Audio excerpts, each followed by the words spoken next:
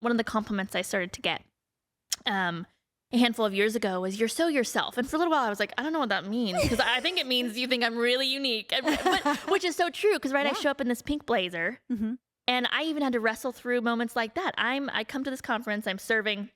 I come in, and clearly there was like some sort of color code that I had no idea about. There wasn't a spoken one, but I was new to the environment, and they were all in these cool outfits. And I come in my hot pink blazer. Yeah, we were mostly neutrals, probably. Neutral, totally neutral. And I'm like, here I am. But then, so I sat there, and for a little bit I was insecure. For a minute I was insecure, and I'm like, oh my gosh, I don't know anybody here. I'm literally sitting in this room as a bright blonde-haired, like probably maybe one of 2 blondes in the room, bright pink blazer. I am like, I could not like be sticking out right now more like a sore thumb than ever before. But then the Lord reminded me, like, Jess, that's who you are. This is a Project Sisterhood podcast for all things women. Whether you feel purpose for ministry, motherhood, or the marketplace, we have crucial and genuine conversations that transcend your season, yet impact your true identity as a woman. From lighthearted and laughable to honest, deep matters of the heart, your soul will be encouraged. We hope you and all women of every age and every stage find life and freedom in Jesus. All right, ladies, welcome back to the Project Sisterhood podcast. We are so glad that you are joining us. I have enjoyed introducing some of the ladies within the sisterhood, and this week is another week to introduce one of the sisters, actually one of the sisters in leadership here at Project Church, Jessica Gilstrap. Hello, hello. Hello, sister. I cannot wait for the women to hear from you. I've just really enjoyed getting to know you. It's been this last year, I guess, but probably more so in recent months. And I just know that the call of God on your life for women is strong. And I'm just so honored to be partnered with you in this season. And I just want to bring a little of attention to your cup. Yes. This is my pink cup. I actually have 14 of these. Wow. So if you see me with one of these, it's maybe not the same one every time. Okay. It's a different one. I just needed a cup. I needed an easy to go cup with the lid. And so I got on good trusty Amazon, and I was like, listen, it should probably be pink. And this one has a little bit of a shimmer in it, and I'm just a pink girly. Yes, you are. And there was one that was an individual, or there was a pack of 14, and I was just like, you know what? It's probably more beneficial to get the pack of 14. So I have an entire cupboard of pink cup.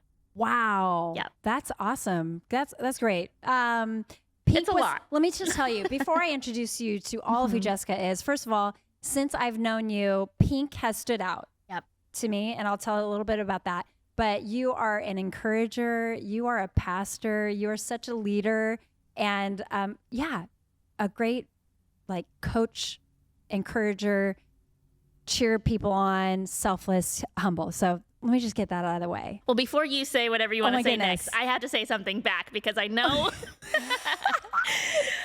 you're saying all this stuff about me, but I'm absolutely honored to be here on this podcast. But it has actually just been such a joy and so significant, just kind of coming together with you and building friendship over the last year, and what has been unlocked in me through us just getting to run together and dream up and really stir up what the Lord is doing together in our own individual ways, but really getting to run together has really just honestly blessed my life. And I am so excited for the future. And just so, just so honored to get to be here with you. Me too. And I promise I'm going to get back to the cup.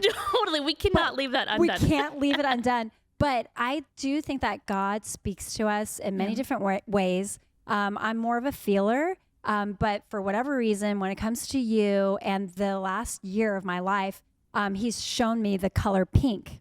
In fact, I was a part of a group, senior leaders, 12 of us coming together, very intimate gatherings, and they were doing some prophetic ministry, and the woman that gave me some prophetic words said, I just see pink, and you know what that means. And I said, I don't like pink, but it has meant so much, because the Lord is telling me to stay soft in the hardships of life. And then I feel like I'm entering a new season, and our church and our women, our sisterhood are entering a new season. And our last women's event, you showed up in pink, and it just really stood out to me. And I knew even back then that I do not need to be resisting the color pink because of whatever it's meant to me in the past. I feel like it is something, we're using this word, I think it's the operative word. It is something that's going to unlock something in the future. Yeah.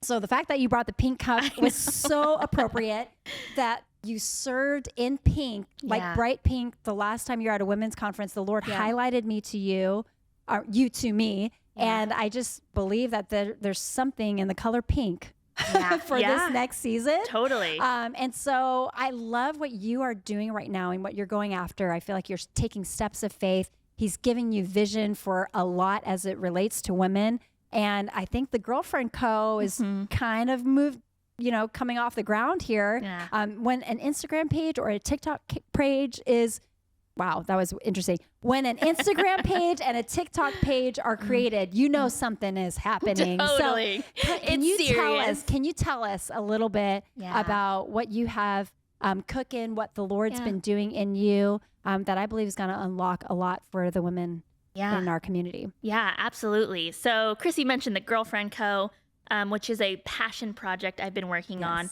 Actually, I started it a few years ago, and it just was not the right season for me in life. And then this year, honestly, out of even some of the conversations that Chrissy and I have had just in our friendship and our passion for women, and to see women fully activated, alive, and running together, the Lord just re-sparked just a passion of my heart, which is to really develop and invest in young women leaders.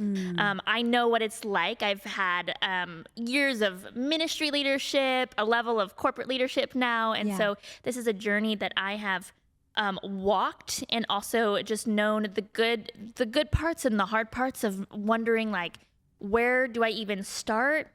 How do I grow? Who can invest in me? How do I become all that the Lord has called me to be in multiple spheres? And I'm so passionate about coming alongside young women and going, hey, like, I know you have a spark in your heart, but let me help you unlock that. And let me help you unlock some next steps. And really unlock your voice and unlock all that you're created to be, whether that is ministry or that's marketplace, or maybe that's even in motherhood, like wherever it is, wherever you're at. Sometimes we just need the right person and the right tools and the right space to really unlock those things. So I have started soft launch. We are working on it. It's not fully out there yet, but there is an Instagram page, the Girlfriend Co., which my heart for that really is sisterhood. It's a bunch of girlfriends coming together going, hey, we are all trying to figure this out. So I want to I'm providing coaching, equipping, and connecting in live events that will launch here in a little bit for just people who are hungry to grow in leadership and just in what's on their heart. That's beautiful. That's so beautiful. And I love that you are really going after your passion project.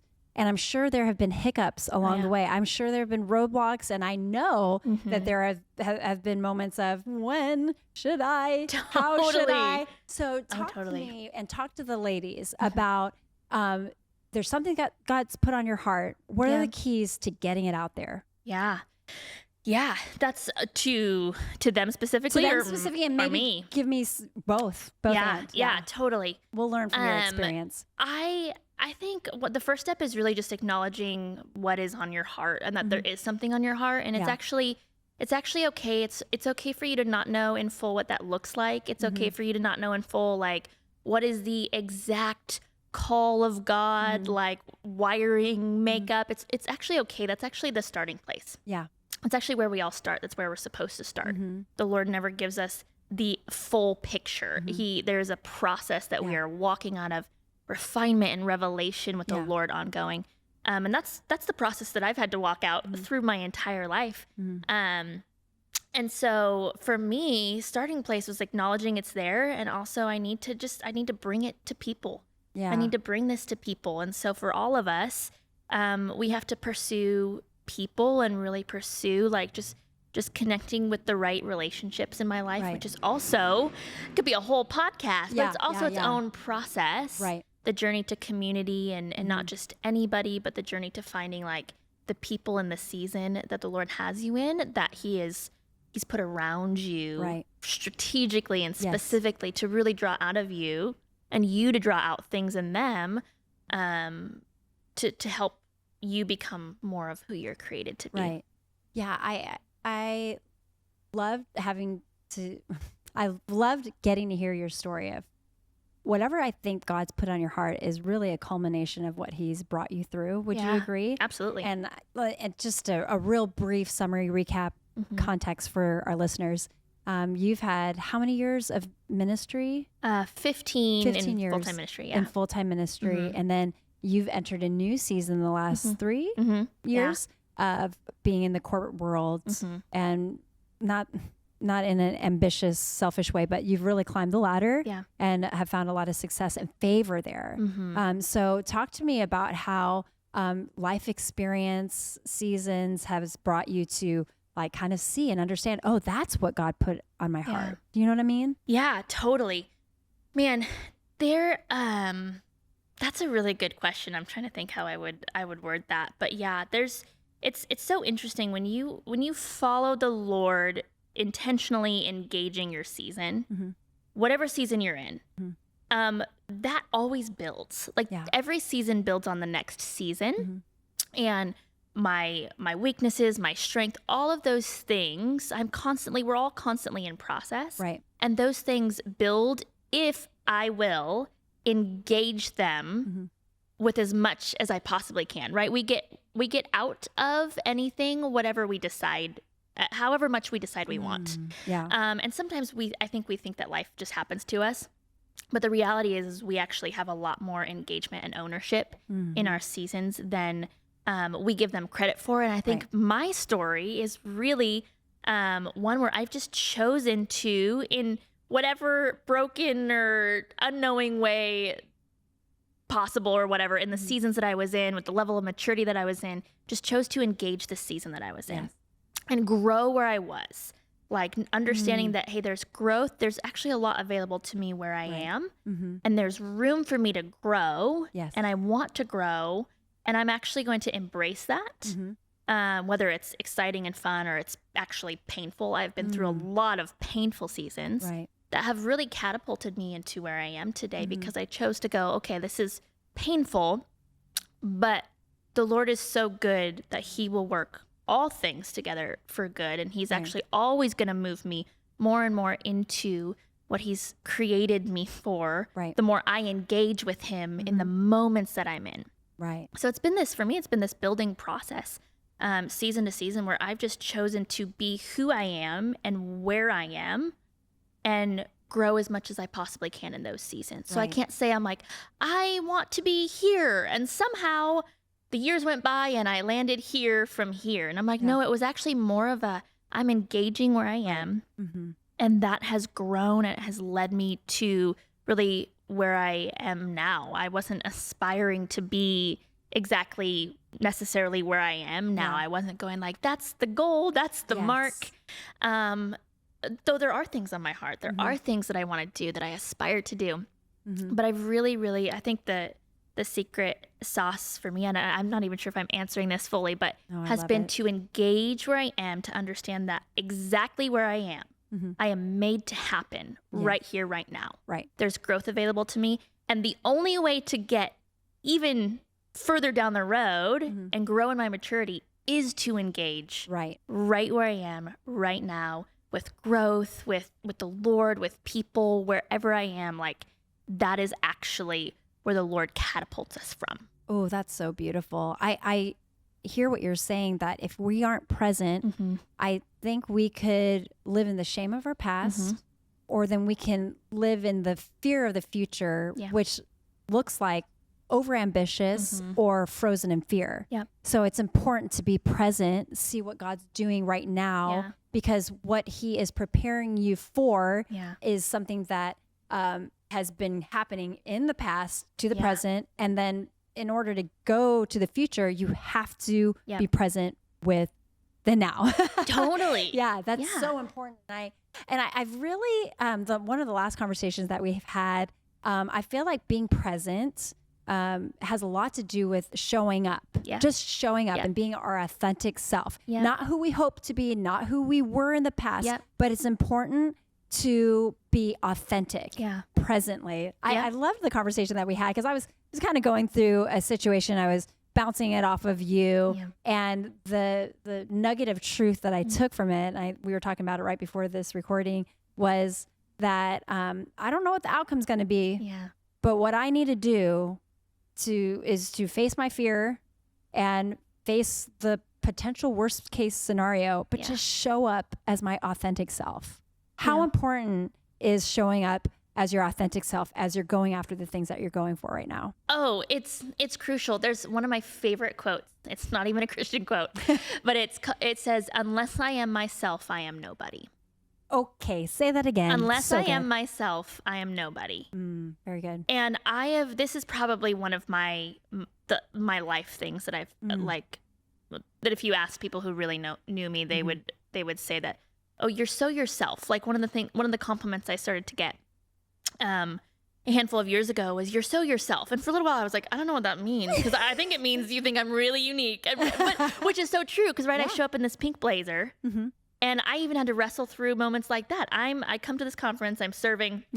I come in, and clearly there was like some sort of color code that I had no idea about. There wasn't a spoken one, but I was new to the environment, and they were all in these cool outfits. And I come in my hot pink blazer. Yeah, we were mostly neutrals, probably. Totally neutral. And I'm like, here I am. But then, so I sat there, and for a little bit I was insecure. For a minute I was insecure, and I'm like, oh my gosh, I don't know anybody here. I'm literally sitting in this room as a bright blonde-haired, like probably maybe one of 2 blondes in the room, bright pink blazer. I am like, I could not like be sticking out right now more like a sore thumb than ever before. But then the Lord reminded me, like, Jess, that's who you are. Like I worked for a place that, this is just funny, and I know we're trailing off here a little bit, but I worked for a place, in ministry. There was probably a certain decade where like the black ripped skinny jeans. And when you're in ministry, you do sometimes on the trendy stage things. You're like, it's trendy, but you also wear like black and dark colors on the stage and all these things. And I remember it just wasn't me. And I would show up in this hot pink dress, a red shirt, bright pink lipstick. I'm just still to this day. That's who I am. And it's not that, that's just who I am. And it's okay that that's different, but it actually really, really matters that I am who I am. And it really matters that I'm who I am right now, because I think that we all believe this lie, or we get stuck in this spiral of thinking that I'm like trying to get to who I am down the road. Right. And the reality is like, as we're trying to get to who I am in this whatever picture we have of ourselves down the road, we're entirely missing and forfeiting who I actually am right now, and the impact and what the Lord wants to do in my life as I am right now. And how there's just so much in who I am. And then there's a little bit of a counterfeit that's happening where I'm actually not growing in who I am, because I'm always constantly looking beyond who I am to try to figure out who I want to be instead of actually being who I actually am. And there's so many things I could talk about in that, about like, hey, there's a journey of discovering who you are. And that's an ongoing process, right? There's levels in every season that I discover more of who I am. Right. And there are a couple different ways that I do that. And one of the big ways is by being with people who are different than me.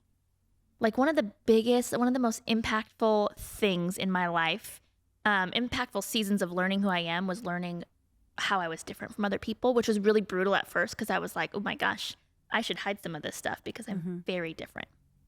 I have so many stories of how I would serve people with my teacups when they come over to my house, and people would giggle because it was like, why are you bringing out and I love teacups. Like I'm just like feminine to the core, and I just love it. Pink and teacups. And I remember I was putting my teacups away because some people had giggled at it. I was hosting this girls group at my house, and then the Lord said, Jess, I don't want you to put those away. I want you to serve people in them, because this is who you are. And it was so small. It was this like this materialistic thing, seemingly. It wasn't this like, the Lord gave me a scripture and I had this massive revelation, but it was like, hey, put the teacups back. And I did. And then I started to unlock, the Lord started to show me, he was like, hey, Jess, like, this is part of how I've made you. And some of those things feel really deep and scriptural and significant. And some of them are just like the little ways that the Lord has wired us that are actually so much bigger than we know that they are, than we think that they are. But we have all these little fun things about the way that the Lord made us. And it really, really matters that I'm learning those things and I'm looking at both the things that feel supernatural and also the things that are just like, oh, like you made my personality and you made this like feminine, fun-loving person that I am. And it is unique. And that's what the power is. He made me like that. He made you with the preferences that you had. And when you're not attached to your preferences more than you are to him, then they're great things. Yeah. I heard something that just stuck out to me. And I just want to say, you probably need to write a book. And it doesn't have to have this title, but at least maybe a chapter or even whatever. I don't know what it needs to be. Maybe it's the forward of the book. Put away the teacups or put back the teacups. Can we edit that out? I want it to sound better. Wait, Rewind. no, I need to be authentic here. Yeah, no rewind. Put the teacups back. Yeah. That was such a great message. I wonder if that's part of your life message. I'm a part of a group right now. It's a bunch of preachers and a beautiful woman, her preaching school. And she asked us, what is our life message? And I feel like your message actually is similar to mine, and it was to overcome the lie of just. Yeah. So I remember the Lord giving me that thought because there was so much in my limiting mindset and narrative that I was saying to myself that you're just the youngest in the family. When I went to a college in Missouri, there was a lot of opportunities for me to be on the bulletins or on the paraphernalia to show people what Evangel University was all about. And they had to pick me because they needed token Asian, right? So I would even say to myself, you're just the token Asian. Yeah. And then I married Caleb, my husband, who's, 3 generations pastor. Yeah. You're just Caleb's wife. That's why you got invited. And then the Lord spoke to me very clearly. You need to overcome that lie of just and that limiting belief that you are just this. I created you on purpose, for a purpose, with purpose, knowing that your voice needed to come out in a time where there needed to be some more brown voices and maybe a little girl who has a little bit of a fighting spirit because she was the youngest. I created you that way on purpose, and you were a tomboy. That's part of who I created you for. To be. You know what I'm saying? Yeah, totally. Overcoming the lie of just, put back the teacups, just be your authentic self. There's so much power in authenticity. And I'm really feeling that that's going to unlock something for somebody here today. Talk to me about your passion for unlocking what women have in them. Yeah, I just think that the design, like God made man and women, and he made us both uniquely designed, but then he also made every individual person with such a unique design, unique to a facet of himself that he actually wants to display on the earth. Ooh, it's actually really powerful, and it's really harmful when we negate that. When I negate who I am because of all these environmental things or what I'm seeing on Instagram or what I'm seeing that I'm not. It's actually really powerful because we will only ever the fullness of how God created us will only ever happen within his design. So when we're operating in his design, that's when we experience the fullness. But when we're operating outside of that, that's when we start to go like, I'm not living, I'm not alive, I don't know who I am, and all these things. But we have to come into his design, which there's so many aspects of his design, but we're all designed uniquely. And one of the things I'm so passionate about, because I've had to go on this journey of figuring out like, hey, there's a spark in my heart. There's something. I remember when I was 15 years old, there was a spark for something around young women. But I didn't know. And I went and I wrote in my journal. I told my best friend, and I was like, we have to do something about young women, and I want to start this foundation. And I wrote it all out with my best friend, Sarah. But then I didn't know where to go from there. And I was looking at the church, and I was just hoping that like some mama bear or father figure would come and just help show me like, hey, how do I go from here to even being more of who I'm created to be and unlocking more of what's in my heart. I was also really timid, like really, really, really timid. Like you probably wouldn't know that about me today because so much has been unlocked in me. But I was so timid. I would literally cry if somebody asked me to speak in front of anybody. I remember sharing from a camp, like a testimony at a camp, and I could not hardly get the words out because I was so like just petrified of speaking in front of people. Fast forward to today, like I've preached sermons, I've spoke on stage and all those things, but there's a process that we have to go on and we have to grow through. And sometimes we need the right people, we need the right tools and the right steps to really go like, hey, where do I go from here? I'm a person with, I believe, leadership in my heart, with a spark in my heart for more, for impact, for something that the Lord has spoken to me, something that I feel like is on my life. And I'm trying to figure out, is it not? You know, there's that wrestle of like, did I get it right? Did I get it wrong? And we just need people to come alongside and be like, hey, you know what? I've been here and I'm going to come alongside you. And I want to help unlock whatever that thing is. I want to unlock your voice.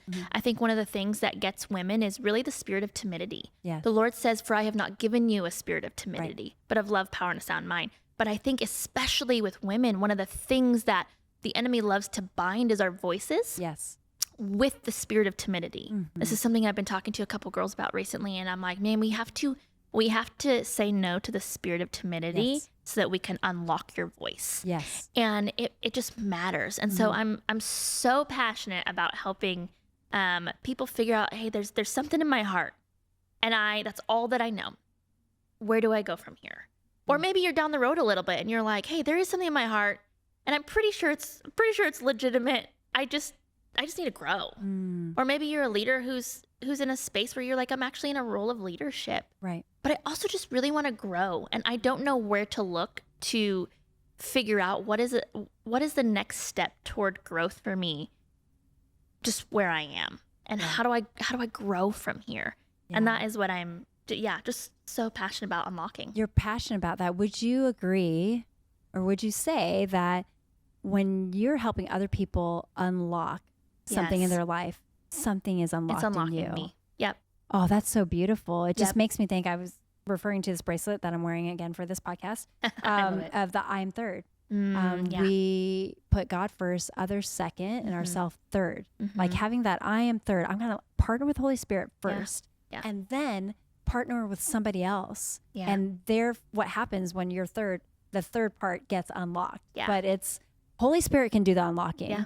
Something needs to be locked in somebody else. We need to be others focused, and then therefore you will be unlocked. And I think that that's a principle that women need to walk in, because sometimes I've seen women be the problem in women's empowerment, in women and the next generation leading. It's if we don't pass it on to somebody else, then gosh, what is our legacy? It's not meant for only us to be unlocked, but it's meant for the next person, next generation to be unlocked. Absolutely. The Lord always does so much more. We have such a small way of thinking, even when we think we've grown our way of thinking. Like we have such a small way of thinking compared to the thoughts of the Lord and the ways of the Lord and what he will do.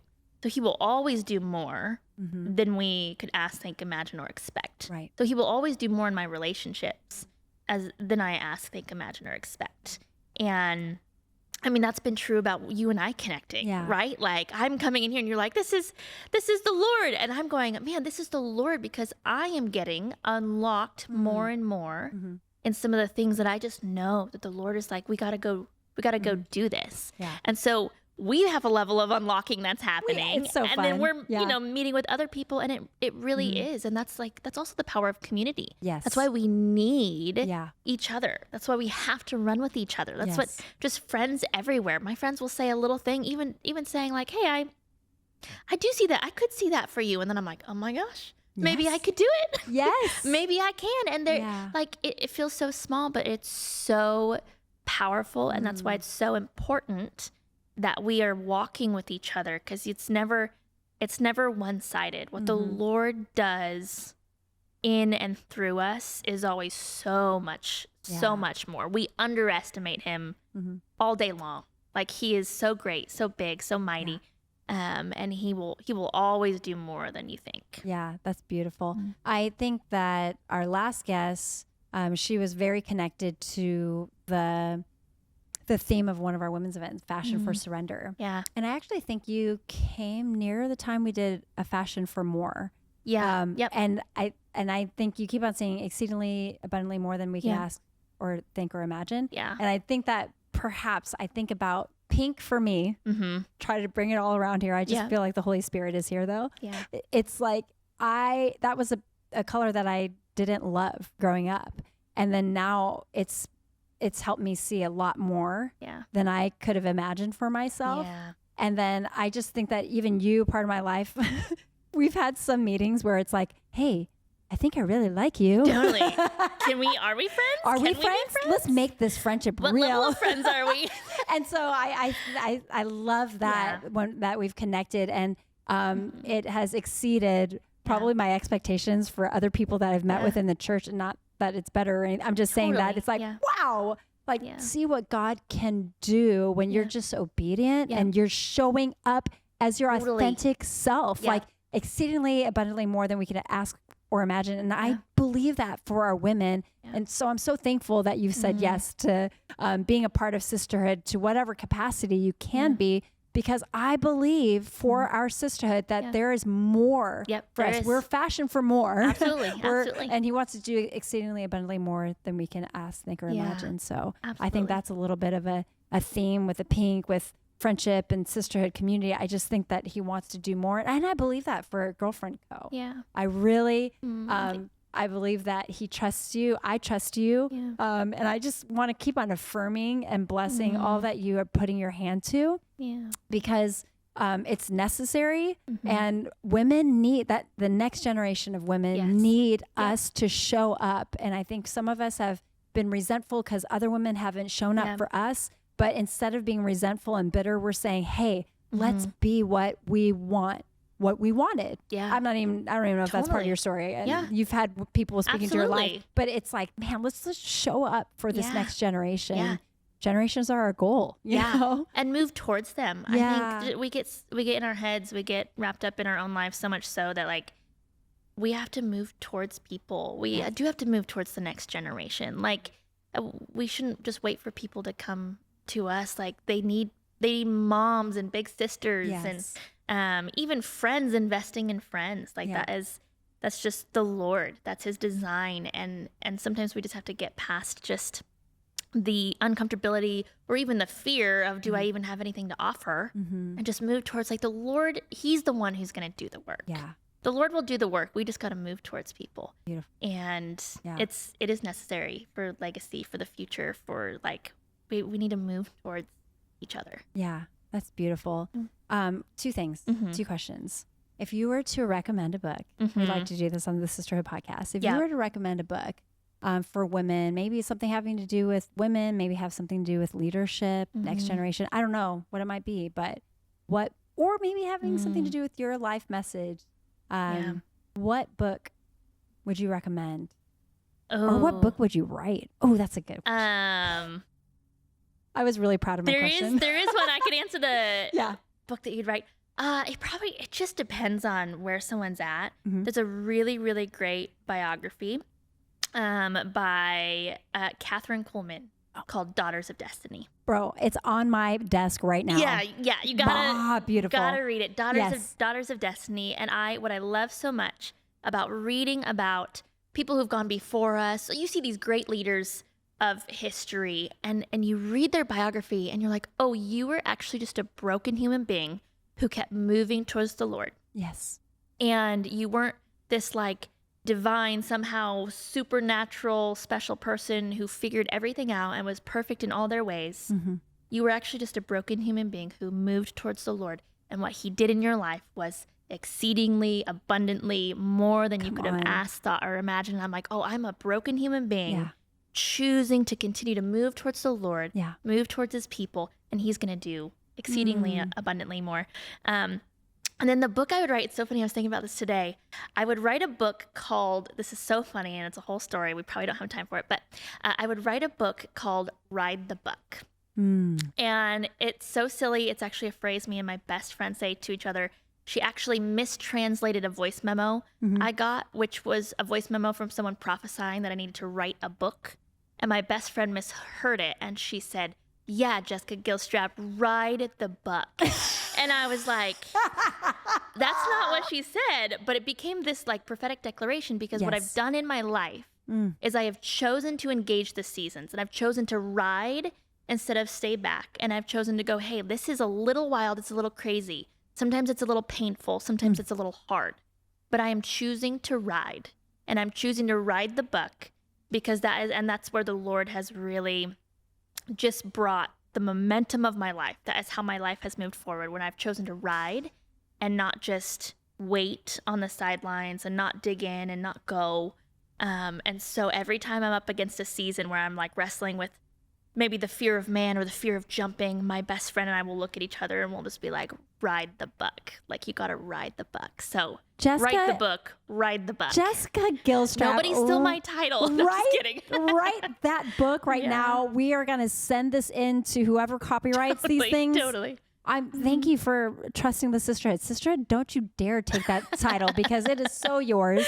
It is so yours. But I love both books. Because that one will become a book, but Daughters of Destiny, I just feel like it went right in line with what we were talking about. Just, God takes us from glory to glory. Totally. He can only be glorified when we admit that we're weak and that we are in need of him. Yes. So glory to glory, that is your destiny. We're just broken people making our way to the Father. So, what a beautiful recommendation. What a beautiful thing that he's doing in you. Yeah. I'm so happy to have introduced the women to you. I know that a lot of women already know you here, but I just believe that there's much in you that you are to deposit in the women in our community and beyond. I mean, I'm talking beyond, sis. So I'm proud to know you.